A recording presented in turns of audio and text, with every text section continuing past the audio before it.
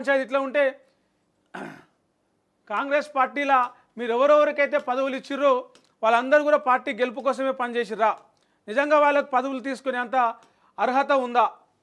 ఏ అర్హతలు చూసి వాళ్ళు పార్టీ 10 ఏళ్లలో ఏం పని చేసిరు, పార్టీ మొన్నటి అసెంబ్లీ ఎన్నికల్లో గెలిచేందుకు ఏం పని చేసిరు, ఆ చైర్మన్లు కావచ్చు, ఎమ్మెల్సీలు కావచ్చు, ఎంపీలు కావచ్చు, మంత్రులు కావచ్చు, ఆ డీటెయిల్స్ అన్నీ పెట్టాలని చెప్పేసి మీనాక్షి నటరాజను దాని మీద దృష్టి పెట్టింది. ఎందుకంటే కార్పొరేషన్ చైర్మన్లకు మొన్న కొన్ని నియామకాలని ఇంకో కొన్ని మిగిలిపోయినాయి. అవి ఎప్పుడు ఇస్తారా, వాటి భర్తీ ఎప్పుడు చేస్తారా అని చెప్పేసి కాంగ్రెస్ పట్ల చాలామంది ఆశావాహులు ఇట్లా ఎదురు చూస్తూ ఉన్నారు. దానివల్ల పార్టీ కొంత యాక్టివ్గా ఉండి, పార్టీలో వాళ్ళు యాక్టివ్గా ఉండి పార్టీ క్యాడర్ని కాపాడుకుంటారు. కొంత మళ్ళీ ఎలక్షన్ల వరకు వాళ్ళు పార్టీ జోష్ ఉంటుందని చెప్పేసి కాంగ్రెస్ అధిష్టానం ఆలోచిస్తూ ఉంది. కాకపోతే ఇప్పుడున్న వాళ్ళను మార్చాలన్నా, కొత్త వాళ్ళకి అవకాశం ఇవ్వాలన్నా, అసలు ఇచ్చిన వాళ్ళకి ఏ ప్రాతిపదికన ఇచ్చారు, ఏ అర్హత ఉందని చెప్పేసి మీనాక్షి నటరాజన్ ఆరాధిస్తుంది. దానికి సంబంధించిన స్క్రీనింగ్ కూడా చేస్తూ ఉందంట ఆమె. చూద్దాం ఒకసారి. పదవులు తీసుకున్న వాళ్ళు కాంగ్రెస్ పార్టీ కోసం ఏం చేశారు అంటూ ఏఐసిసి రాష్ట్ర వ్యవహారాల ఇన్ఛార్జి ఆరా తీశారు. గత అసెంబ్లీ ఎన్నికల్లో కాంగ్రెస్ను అధికారంలోకి తీసుకొచ్చేందుకు వాళ్ళంతా ఏం చేశారని వివరాలు సేకరిస్తున్నారు. మంత్రులు, కార్పొరేషన్ చైర్మన్లపై ఏఐసిసి ఇన్ఛార్జ్ స్క్రీనింగ్ చేస్తున్నారు. పార్టీలో ఎన్ని సంవత్సరాల నుంచి పనిచేస్తున్నారు అని లోతుగా తెలుసుకుంటున్నారు. అంటే ఒకవేళ అనర్హులకి కనుక అది ఇచ్చుంటే, ఆ పదవి ఇచ్చుంటే, ఆ కార్పొరేషన్ చైర్మన్లు కావచ్చు, మంత్రి పదవులు కావచ్చు, వాళ్ళని పక్కకు తప్పించే చర్యలో భాగం అనుకోవచ్చు. ఇది చూస్తే అన్ని వివరాలు ఆమె సేకరిస్తున్నారు. ప్రస్తుతం ముఖ్యమంత్రితో కలిపి 12 మంది క్యాబినెట్ మంత్రులు ఉన్నారు.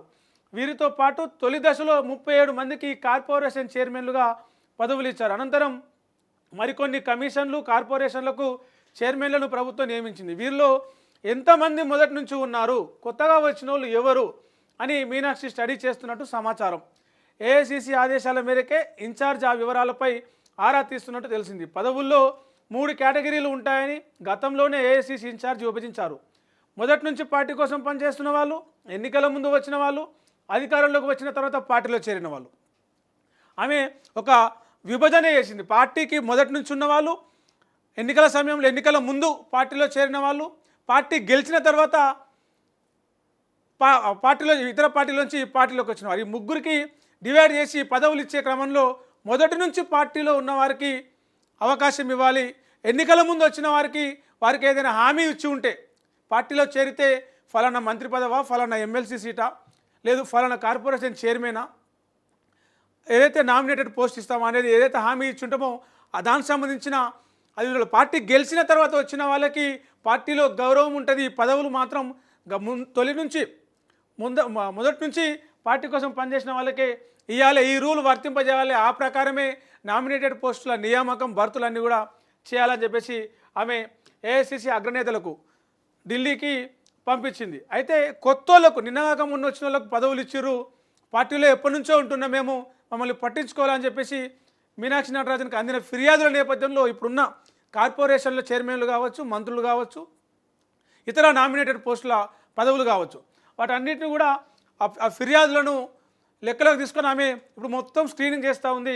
పార్టీ కోసం మొదటి నుంచి పనిచేస్తున్న వాళ్ళను పక్కకు పెట్టి కొత్తోళ్లకు, ఇతర పార్టీల నుంచి వచ్చిన వాళ్ళను, మంత్రులు సిఫారసు చేసిన వాళ్ళకు పదవులు ఇస్తున్నారంటూ పలువురు నేతలు కంటిన్యూగా పిసిసి, ఏఐసిసికి ఫిర్యాదులు చేస్తున్నారు.